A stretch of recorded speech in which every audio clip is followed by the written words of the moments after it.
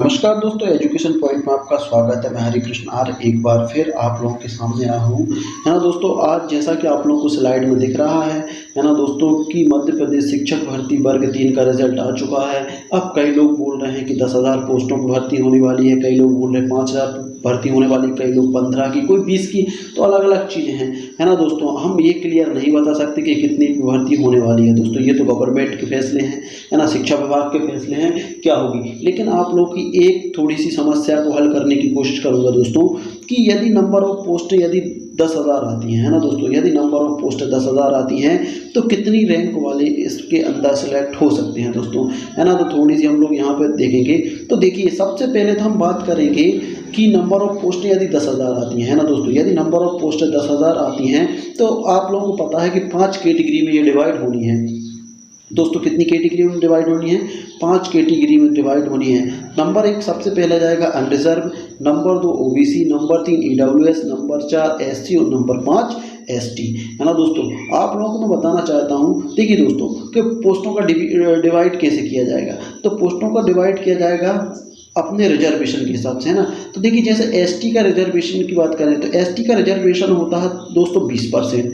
तो 20% के हिसाब से यहाँ पे पोस्ट दी जाएंगी। और एससी का रहता है दोस्तों 16%। तो 16% के हिसाब से मैंने यहाँ पे बनाए हैं। और ईडब्ल्यूएस 10%, आप लोगों को पता ही है ना। ओबीसी पहले 14% होता था, लेकिन अब आजकल 27% हो गया है ना। गवर्नमेंट 27 बिल्कुल फुल बोर्ड में 27% कर दें तो उस हिसाब से मैंने पोस्ट तैयार किए हैं। अब बचा 27%, तो 27% अपनी अनरिजर्व में लिया है ना दोस्तों।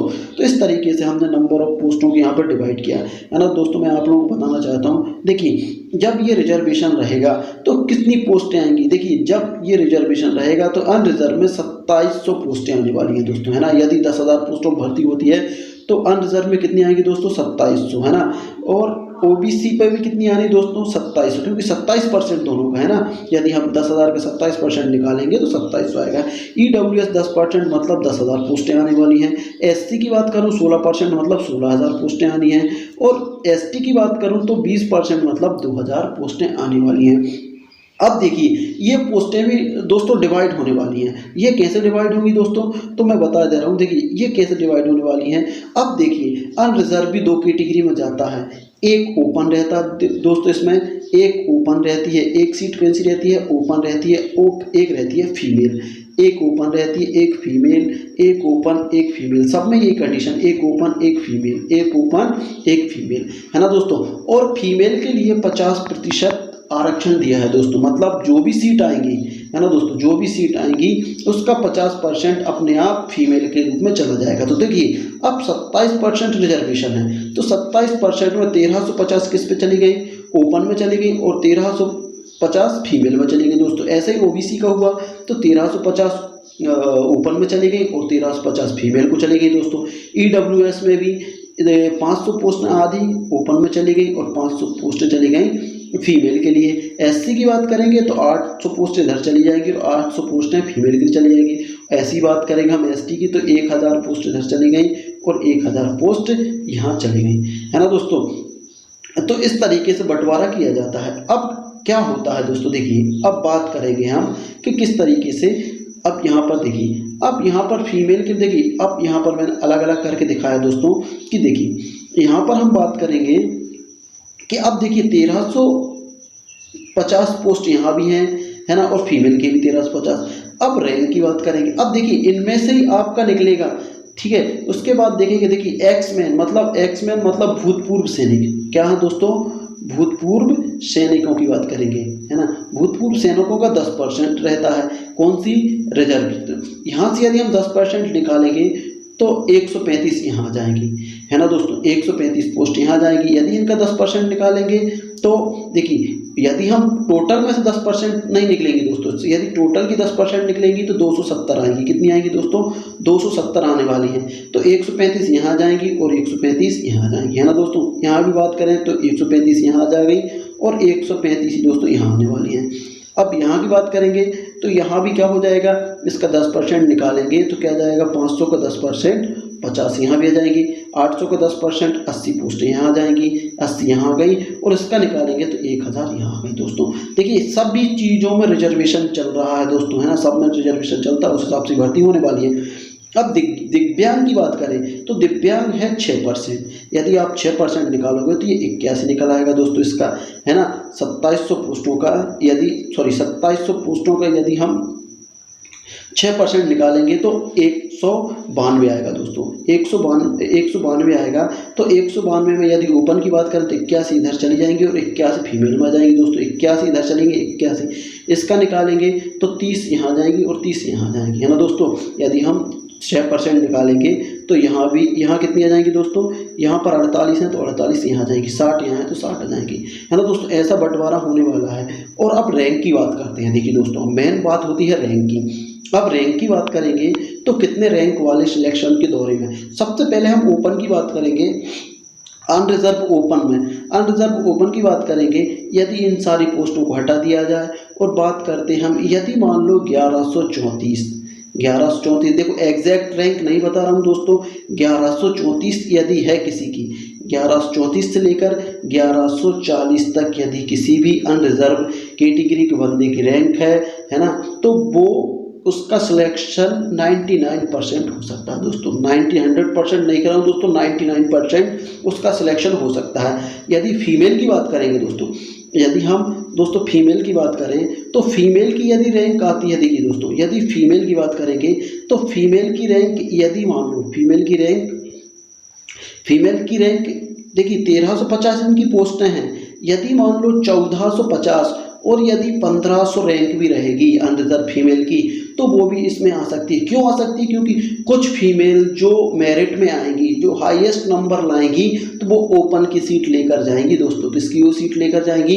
ये 1350 में से सीट लेकर जाएंगी और ये वाली सीटें उनके लिए वो रिजर्व बचा लेंगी दोस्तों, है ना। तो ऐसे करके हम इनकी बात करें तो यदि 1450 एक मैंने लिया है, लेकिन यदि यहाँ 1500 भी है ना, 1500 है और 1600 रैंक भी है तो वो आने की उम्मीद है।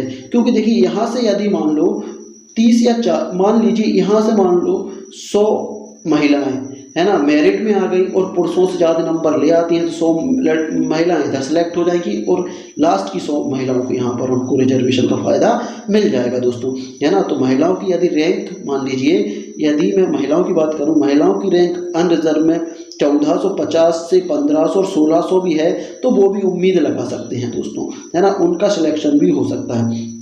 अब बात करेंगे हम पुरुषों की ओबीसी की बात करें, ओबीसी की बात करेंगे तो ओबीसी में नंबर ऑफ पोस्टें ओपन में कितने आने वाली है दोस्तों? 1350 आने वाली है। कितनी आने वाली दोस्तों? 1350 पोस्ट आने वाली हैं दोस्तों।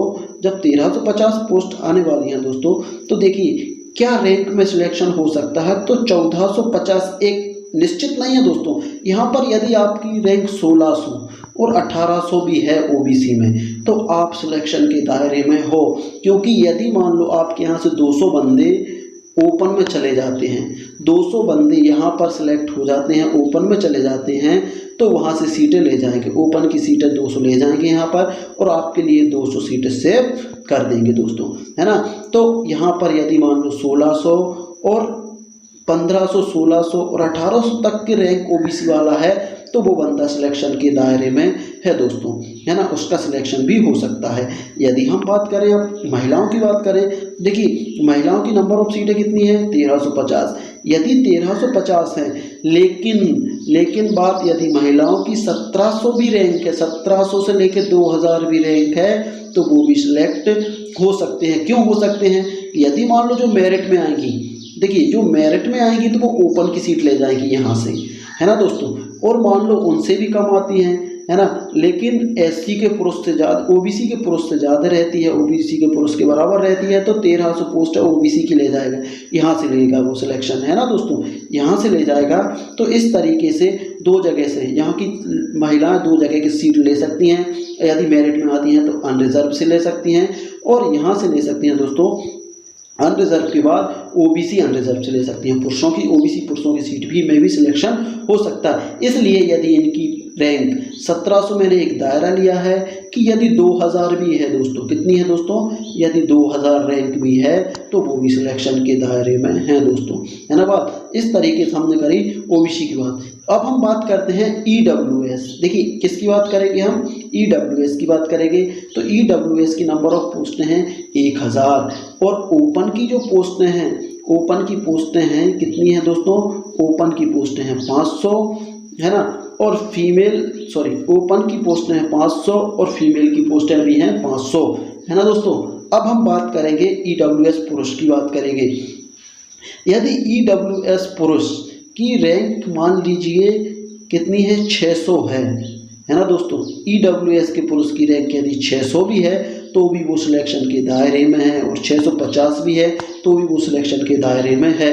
क्योंकि अभी हम नहीं कह सकते, हो सकता है ईडब्ल्यूएस से आपने फॉर्म भरा हो और आप अनरिजर्व की सीट में सिलेक्ट हो जाओ, है ना, आप ओपन की सीट में चले जाओ, आप मेरिट में आ जाओ, है ना, टॉप 10 में आ जाओ, है ना, टॉप 15 में आ जाओ, तो आप सीट अनरिजर्व की लेके जाओगे दोस्तों। किसकी लेके जाओगे, अनरिजर्व की लेके जाओगे, और खुद की कैटेगरी की सीटें आप बचा दोगे, है ना दोस्तों। तो यदि हम बात करें, इनकी बात करें कि यदि मान लो अनरिजर्व पुरुष की रैंक यदि मान लो 600 और 800 है तो वो भी सिलेक्शन के दायरे, ईडब्ल्यूएस के जो पुरुष की रैंक यदि 600 और 800 है तो वो भी सिलेक्शन के दायरे में है। अब फीमेल की बात करेंगे तो यही हाल फीमेल का है। तो फीमेल देखिए, यहाँ से फीमेल, यहाँ से ये 600 मैंने लिख दिया, लेकिन 600 नहीं दोस्तों, मैं कह रहा हूँ कि यदि 800 भी है रैंक ईडब्ल्यूएस में महिला की, है ना, यदि 800 भी रैंक है तो भी वो यहाँ से एक ले जाएगा सिलेक्शन। कहाँ से ले जाएगी ये महिला, देखिए यदि मान लो अनरिजर्व में सिलेक्ट होती है तो सबसे पहले पोस्ट यहाँ से उठाएगी वो अनरिजर्व कैटेगरी से, है ना। यदि मान लो पुरुषों के बराबर है तो यहाँ से पुरुषों की सीट भी ले जाएगी दोस्तों, 500 में से भी ले जाएगी और अपनी कैटेगरी के लिए रिजर्व सीट बचा देगी दोस्तों। तो इसकी बात में यदि बात करूँ कि यदि अनरिजर्व महिला, ईडब्ल्यूएस महिला की बात करूँ तो ईडब्ल्यूएस जो महिला है, ईडब्ल्यूएस जो महिलाएं हैं तो उनकी यदि रैंक 500 है, 600 है तो वो भी सिलेक्शन के दायरे में है दोस्तों। अब हम बात करते हैं एससी की, है ना। आप लोगों को समझ में आ रहा होगा दोस्तों, है ना, कि यदि नहीं आ रहा तो दोस्तों देखिए, यदि मैं एक एक चीज़ को आपको समझाऊंगा तो काफ़ी टाइम लग जाएगा और वीडियो लंबा हो जाएगा, है ना, तो आप लोगों को देखने में बोर होने लगेगा। इसलिए हम थोड़ा शॉर्ट में समझा रहा हूँ, यदि समझ में ना आए तो आप बार बार इसको देख सकते हैं। अब बात करें हम एससी की नंबर ऑफ सीटें हैं दोस्तों, एससी की नंबर ऑफ सीटें हैं 1600 पोस्टें। अब पुरुष की बात करें तो पुरुष के लिए कितनी सीटें हैं दोस्तों, इसमें पुरुष के लिए हैं 800 सीटें, और महिलाओं के लिए कितनी है दोस्तों, महिलाओं की बात करें देखिए, पुरुष के लिए 800 सीटें और महिलाओं के लिए बात करें तो महिलाओं के लिए भी 800 सीटें। अब देखिए वो फिर बात अलग है कि हम यहाँ से अनरिजर्व की, यहाँ से ईडब्ल्यूएस एक्स सर्विस मैन निकाल लें तो फिर वो अलग हो जाती है बात, है ना, उसके लिए हम अलग से एक वीडियो बनाएंगे दोस्तों, ठीक है। तो हम बात करें यदि मान लो एससी के पुरुष की रैंक खुद की कैटेगरी में मान लीजिए 800 है ना, उसकी रैंक 800 है ना, 750 मैंने लिखी है, लेकिन यदि 800 है और 900 भी है, 800 और 900 के बीच में है तो वो भी सिलेक्ट हो सकता है। क्यों सिलेक्ट हो सकता है दोस्तों, क्योंकि यदि मान लो मेरिट में आ गए 100 बंदे, यदि मेरिट में आ गए एससी के तो वो 100 बंदे अनरिजर्व में सेलेक्ट हो जाएंगे और यहाँ से अपनी कैटेगरी की जगह सेव कर जाएंगे दोस्तों, है ना। तो यदि मान लो एससी पुरुष की रैंक यदि मान लो 800 है, 800 पोस्टें हैं, 900 है और 1000 है तो वो भी सिलेक्शन के दायरे में आ सकते हैं दोस्तों। इसके बाद हम बात करेंगे एससी फीमेल की बात करेंगे। देखिए दोस्तों, अब एससी फीमेल की बात करेंगे तो नंबर ऑफ पोस्ट हैं 800 और यदि फीमेल की रैंक 900, 1000 और यदि मान लो 1100 भी होती है तो एससी फीमेल सिलेक्शन के दायरे में है। क्यों है? क्योंकि वो यदि अच्छे नंबर लेके आते हैं तो वो अनरिजर्व से लेकर जाएंगे दोस्तों, अनरिजर्व की सीटों पर सेलेक्ट हो सकते हैं, है ना, और अपनी कैटेगरी की सेव कर सकते हैं। और यदि मान लो वहाँ पे क्वालिफाई टक्कर नहीं मार पा रहे और यहाँ से ये 800 जो पुरुष है ना, है ना। यदि इनकी रैंक से ज़्यादा आती है तो यहाँ की सीट भी वो ले जाएंगे और अपनी कैटेगरी सुरक्षित कर देंगे। आई होप कि आप लोगों को दोस्तों वीडियो समझ में आ रहा होगा, है ना। समझ में ना आए तो दोस्तों इसको आराम से देखना, है ना दोस्तों। इसके बाद बात करेंगे तो सीधी बात मैं एक ही बात बताना चाहता हूँ कि दोस्तों यदि मान लो SC फीमेल 1000 रैंक है उसकी कैटेगरी में और यदि 1200 भी है तो वो उम्मीद लगा सकते हैं दोस्तों, है ना। फिर वो उम्मीद ये करें कि यदि SC जो महिलाएं हैं, है ना, कुछ महिलाएं 200 या 100 महिलाएं अनरिजर्व और SC ओपन में सेलेक्ट हो जाएं तो जिससे इनकी पोस्टें बची रहें, है ना दोस्तों। तो इस तरीके से ये SC का हो गया। अब इसके बाद बात करेंगे हम ST का। किसका बात करेंगे दोस्तों? ST की बात करेंगे तो ST की नंबर ऑफ पोस्टें आने वाली हैं दोस्तों 2000। ये हम सिर्फ देखिए क्लियर नहीं है दोस्तों, ये सिर्फ आप लोगों को बताया जा रहा है ना दोस्तों, बताया जा रहा है कि यदि नंबर ऑफ पोस्टें 10,000 आती हैं तो ऐसा बंटवारा होगा और इस तरह की इतनी रैंक पे आपका सिलेक्शन हो जाता है। देखिए दोस्तों फाइनल नहीं कह रहा हूँ मैं कि 10,000 पोस्टें आने वाली हैं, 15 आने वाली, 20,000, सिर्फ अनुमान लगाया जा रहा है कितनी पोस्टें आ सकती हैं, है ना दोस्तों। तो 1000 पुरुषों के लिए, 1000 महिलाओं के लिए दोस्तों। यदि हम बात करें, क्या बात करें, यदि पुरुषों की बात करें, देखिए 1000 तो ये 900 लिख दिया है, ठीक है ना। ये काट पीट के मैं बता रहा हूँ, ये देखो 840 वो बात अलग है कि यहाँ से ये घट जाएंगे, है ना। एक्स सर्विसमैन और दिव्यांगों के घटने के बाद जो बचेगा उसकी बात हम बाद में करेंगे, है ना। तो ये अभी मैं हटा दे रहा हूँ यहाँ भी, ठीक है। अभी हम डायरेक्ट बात करेंगे। ये 1000 यदि किसी भी बंदे की रैंक SC में ST में खुद की कैटेगरी में यदि 1000 आती है तो वो सिलेक्शन के दायरे में है। यदि 1200 आती है तो वो भी सिलेक्शन के दायरे में है, क्योंकि वो अनरिजर्व की सीट ले जाएगा कुछ सीटें, है ना। ऐसा नहीं होता कि 2700 पोस्टें हैं तो 1350 पोस्टों में 10-20 बंदे तो ऐसे निकल ही आते हैं जो ओपन की सीटें ले जाते हैं, है ना दोस्तों।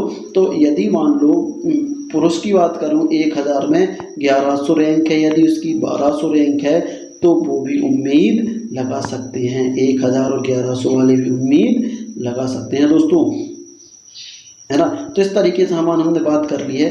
अब हम बात करेंगे फीमेल की बात करेंगे। तो देखिए दोस्तों यहाँ भी 1000 पोस्ट आने वाली हैं दोस्तों। 1000 पोस्ट में अब हम बात करेंगे तो रैंक की बात करेंगे। यदि फीमेल की 1100 रैंक है, 1200 रैंक है ST फीमेल की, तो वो भी सिलेक्शन के दायरे में है। तो दोस्तों इस तरीके से ये हुआ था बंटवारा, इस तरीके से ये हो सकता है। और नंबर की बात करें, देखिए मार्क्स देख रखिए, सॉरी यहाँ पर मार्क्स की बात करें तो मार्क्स की बात करें, यदि मान लो किसी बंदे के अनरिजर्व की बात करें 116.50 मैंने कई स्कोर कार्ड देखे हैं, है ना, और 116.50 वाला सिलेक्शन के दायरे में है ना। 109 फीमेल है तो वो भी सिलेक्शन के दायरे में रहेगी। OBC की बात करें तो 111.50 है तो वो सिलेक्शन के दायरे में रखेगी, है ना। फीमेल की बात करें OBC तो 105 है तो वो सिलेक्शन के दायरे में है दोस्तों। ये उम्मीदें लगाई जा रही हैं, है ना दोस्तों, अभी कंफर्म क्लियर कुछ नहीं है।